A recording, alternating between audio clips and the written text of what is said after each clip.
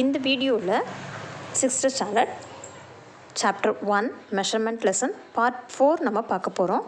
Mass and weight. Mass is the measure of amount of matter in an object.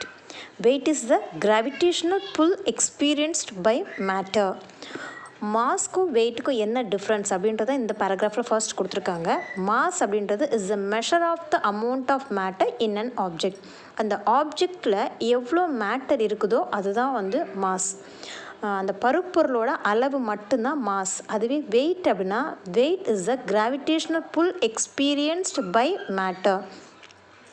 அந்த matter சொல்கிறோம்னா அந்த பருப்பொருள், அந்த பொருள் மேலே எவ்வளவு கிராவிடேஷனல் புல் இருக்குது, அந்த புவியீர்ப்பு விசை எவ்வளவு செயல்படுது அப்படின்றது சேர்த்து பார்த்தோம்னா அது வெயிட். இன்னும் நம்ம கரெக்டாக சொல்லப்போனால் மாஸ் அப்படின்றத ஸ்மால் லெட்டர் எம்மில் சொன்னோம் அப்படின்னா வெயிட் அப்படின்றது ஸ்மால் லெட்டர் எம், அதாவது அந்த மாஸோட வேல்யூவும் அந்த வேல்யூவோடு சேர்த்து கிராவிடேஷனல் ஃபோர்ஸையும் மல்டிப்ளை பண்ணால் என்ன கிடைக்குமோ அதுதான் வெயிட்.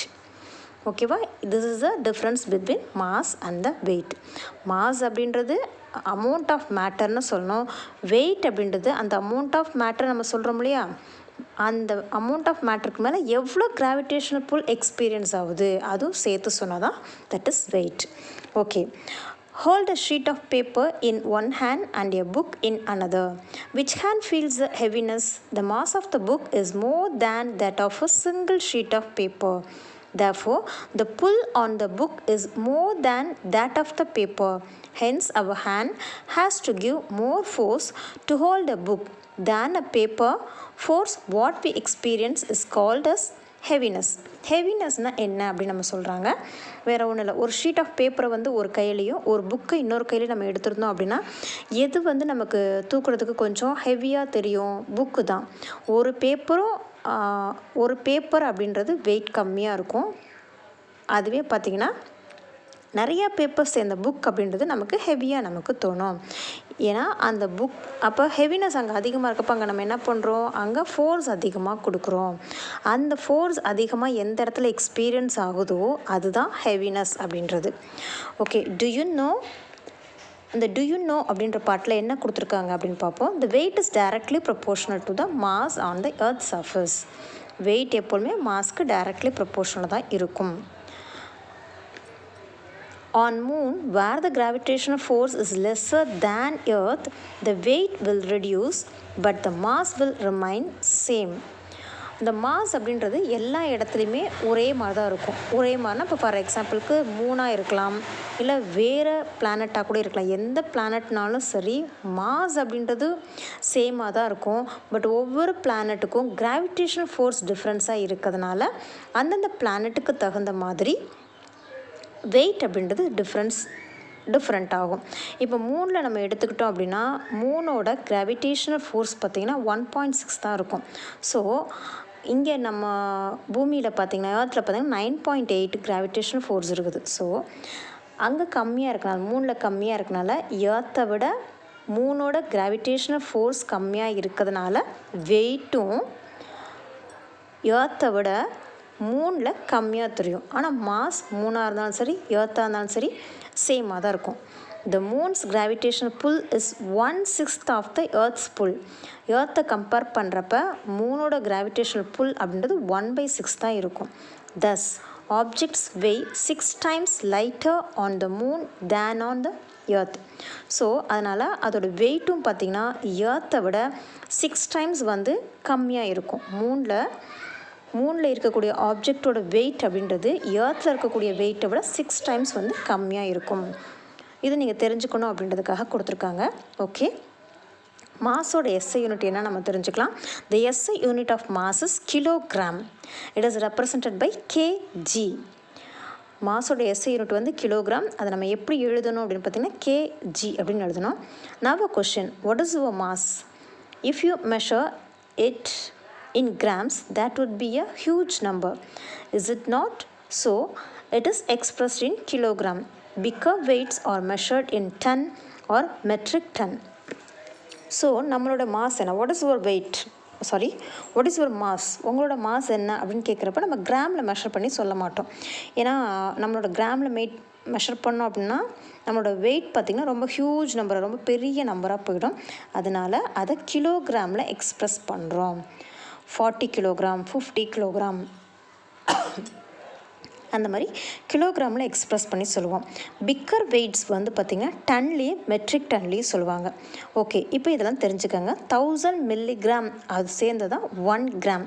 1000 மில்லிகிராம் சேர்ந்து தான் 1 கிராம். 1000 கிராம் சேர்ந்தது 1 கிலோகிராம். 1000 கிலோகிராம் சேர்ந்து தான் 1 ton. Okay, next beam balance பார்ப்போம். Beam balance. We use beam balances to measure mass. மாஸை மெஷர் பண்ணக்கூடிய ஒரு இன்ஸ்ட்ருமெண்ட் தான் பார்த்திங்கன்னா பீம் பேலன்ஸ். இது மாதிரி வேறு நிறைய இருக்குது. நம்ம இந்த லெசனில் பீம் பேலன்ஸையும் எலக்ட்ரானிக் பேலன்ஸையும் மட்டும்தான் பார்க்க போகிறோம். We use beam balances to measure mass. A beam balance works by comparing the mass of an object to that of known mass called a standard mass. known mass-ஐ யூஸ் பண்ணி நமக்கு அன்னோனாக இருக்கக்கூடிய ஆப்ஜெக்டோட wait நம்ம தெரிஞ்சுக்க போகிறோம். அன்னோன் வெயிட்டாக இருக்கக்கூடிய object வந்து எவ்வளோ இருக்குது, அதோட வெயிட் என்ன, அதோட மாஸ் என்ன, வெயிட்டுன்னு சொல்லக்கூடாது, மாஸ்ன்னு தான் சொல்லணும். அதோட மாஸ் என்ன அப்படின்றத நம்ம மெஷர் பண்ண முடியும். ஓகே, இப்போ ஒரு ஆக்டிவிட்டி, சின்ன ஆக்டிவிட்டி உங்களையே செஞ்சு பார்க்க சொல்கிறாங்க. என்ன ஆக்டிவிட்டி அப்படின்றத பார்ப்போம். Construct your own beam balance using 2 scrapped coconut shells, strings or twins, thick cardboard as frame and a little sharpened pencil as index needle. ஒன்றும் இல்லை, பீம் பேலன்ஸ் வந்து நீங்களே வந்து செய்யுங்க அப்படின்றாங்க. கோகனட் ஷெல்ஸ் இருக்குது இல்லையா, அந்த கோகனட் ஷெல்ஸை வந்து யூஸ் பண்ணிக்கோங்க. இந்த தராசு தட்டுக்கு வந்து நீங்கள் வந்து கோகனட் ஷெல்லை யூஸ் பண்ணிக்கோங்க. கார்ட்போர்ட், நல்லா திக்காக இருக்கக்கூடிய கார்ட்போர்டை வந்து மேலே லைன் மாதிரி இருக்கும் இல்லையா, கம்பி மாதிரி, அதுக்கு யூஸ் பண்ணிக்கோங்க. இண்டெக்ஸ் நீடலுக்கு பார்த்திங்கன்னா நீங்கள் வந்து பென்சில் யூஸ் பண்ணிக்கோங்க. நல்லா ஷார்ப்பண்டு பென்சிலை யூஸ் பண்ணி நீங்கள் ஒரு பீம் பேலன்ஸ் தயாரிங்க அப்படின்னு சொல்கிறாங்க. What can you achieve? இதுலேருந்து நீங்கள் என்ன கண்டுபிடிக்க போகிறீங்க அப்படின்னா, find which object is heavier.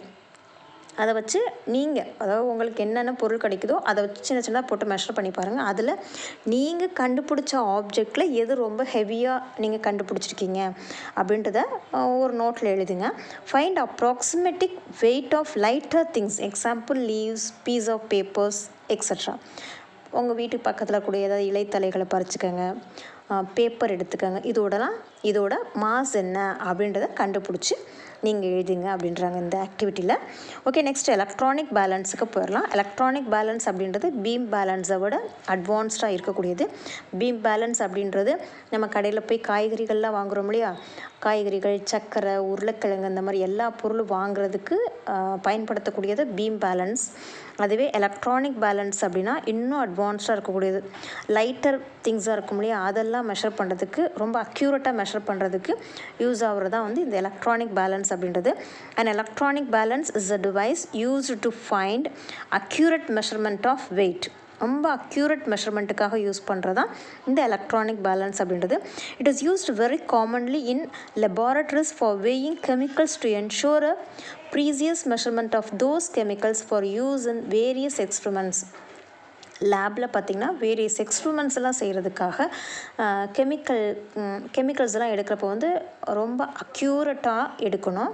So அதுக்கெலாம் பார்த்திங்கன்னா ரொம்ப அக்யூரேட் மெஷர்மெண்ட் வேணும் அப்படின்றதுக்காக இந்த டிஜிட்டல் பேலன்ஸை தான் யூஸ் பண்ணுவாங்க. Electronic balances may also be use to weigh food, other grocery items as well as jewellery. இதுலேயே நீங்கள் கடைகள்லேயே பார்த்துருப்பீங்க, டிஜிட்டல் பேலன்ஸ் யூஸ் பண்ணுறாங்க, அங்கேயும் யூஸ் ஆகுது, ஜுவல்லரி ஷாப்லேயும் யூஸ் ஆகும். கொஞ்சம் டிஃப்ரெண்ட்டாக இருக்கும் ஜுவல்லரி ஷாப்பில் யூஸ் பண்ணுறது. ஸோ இந்த மாதிரி இடங்கள் எல்லாம் பார்த்திங்கன்னா எலக்ட்ரானிக் பேலன்ஸ் யூஸ் ஆகுது. ஓகே, நம்ம இந்த லெசனில் இது வரைக்கும் லென்த்து மாஸ் முடிச்சிட்டோம். நெக்ஸ்ட்டு வீடியோவில் பார்த்திங்கன்னா டைமை முடிச்சுட்டு இந்த லெசனை வந்து முடிச்சிடலாம். Okay, thank you.